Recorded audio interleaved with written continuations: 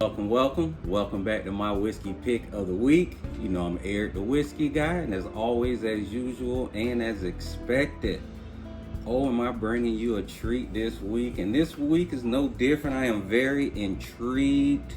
This week we're gonna be trying a wife whiskey pick of the week. Is one that my wife picked out. It is the Cliff Falls, and I'm intrigued to see how it is. It's brand new. This brand pretty much just jumped off the porch in 2023. So it's probably still wearing pull-ups. So I want to see if the value is there on this one, if the great taste, because it's real new. It's out of Bardstown, Kentucky, at that distillery. It's under the Sazerac umbrella. Now this bottle, it comes in around $30, I believe. We got it on sale for $24.99. And usually when my wife picks a bottle, I kind of know why she picked it. Either she likes the bottle or something about the name. Now in this case, she picked it because she was ready to go. She was ready to get out of the store, and it kind of reminded me back when I was a kid, when my mom used to take me school shopping. You know, as long as you were in you go to the mall, but as long as you were in J.C. Penney's, you can stay there all day because they had a department for her. She'll let you stay in there 2, 3, 4 hours if need be, but once it got down to Foot Locker and Champs, she looking at, what about these? What about that? We gotta go. If you make up your mind now, we can stop at McDonald's on the way home just to get you out of there. So I gotta feel like my wife pulled the same foolery on me to get this bottle, but she is doing very good with her picks. I have not tried a pick that I didn't like that she had, and hopefully this one's no different. This one is a 4-year. It's a 4-year bourbon, 90 proof. If I had to compare it to a bottle that we've done, I would have to say that it would be more like the Flatboat. We did that. That one was around the same $30, $25 mark. That's also distilled in the Bardstown, but that's under the Barton 1792. That distillery does that one. So on paper, I would have to say that might be comparing apples to apples with that one. Now, usually when it comes to like a under $30 bottle, especially when you get down to like the 25 range, me personally, I like to take quantity over quality, because I never really had a $25 budget when it came to whiskeys. If I know I only got $25, my goal is to try to leave with at least $6 or $7 in my pocket. I can get something for $17. I can get something for $13. I get a liter of something called it could be called something like Kentucky Sewer Bourbon. I would get that because I know I can doctor it up. I can make it an old fashioned. I can add my loyal ginger ale to it. I can put Sprite in it. I can do bitters, so it would get the job done.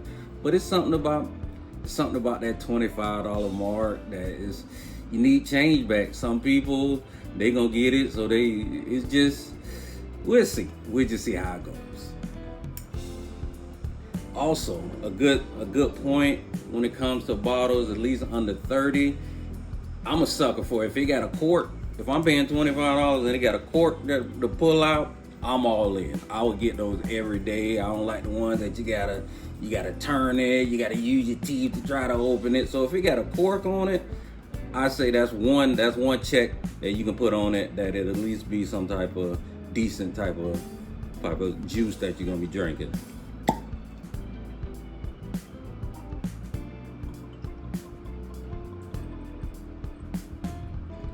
So let's see if it got that straight Kentucky bourbon smell to it. Oh yeah, you can definitely You can definitely tell they make this at the Sazerac campus. I don't know what classes they taking, but at least they on the campus every day. You can tell.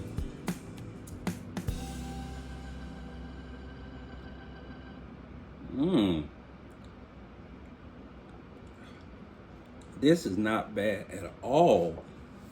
That's a very smooth drink. This is probably this is one of the this may be one of the best under $30 bourbons that we tried. Like if you've seen my videos before, Flatboat, that's one of my favorites just in general, and that's under 30. This one's up there too. I would say this is going neck and neck with Buffalo Trace. Reason why I'm not saying Buffalo Trace is under the 30, because you can get that for it's usually like 35. You can catch it for 32. But this is up there. Like, I would probably pick this over Buffalo Trace. I would pick the Cliff Falls, because I don't really like how they kind of over exaggerate, over hype up the Buffalo Trace. And I love Buffalo Trace, but I don't like going in the stores and you look on the shelf and they say one per person. It's like, what do you mean one per person? It's $32. Only one person get it at a time. But if I wanted to buy a Johnny Walker Blue Label for $2.50, you'll ring me up for 4 of them if I wanted them. So I don't get that. Some places may have it, but if you see this one, I would say grab this one and just do a comparison. I say it go toe to toe with them. This is a great choice for under $30. The only problem I got with ones that's under $30, I drink them too fast. Like, this would be like if I was about to watch the college basketball game. I would sip on this. Next thing you know, probably in 2 days, I'd be like, oh, I'm out of it. Like, so I kind of got to be very careful. That's why, like, $25, I try to get a handle or something. Usually, the Kentucky Gentleman falls in that. The CC falls in that category. You can get me a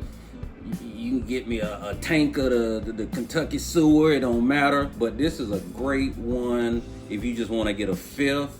This is a great one if you going to a party, you want to bring some whiskey. This is a great one. It's a good one if you just want to sip on it straight, if you want to put an ice cube in it, or if you want to jazz it up and put a little ginger ale, it'll be perfect for that. So this is the wifey pick of the week. We got Cliff Falls. If you see it, grab it. We're gonna do it all again next week.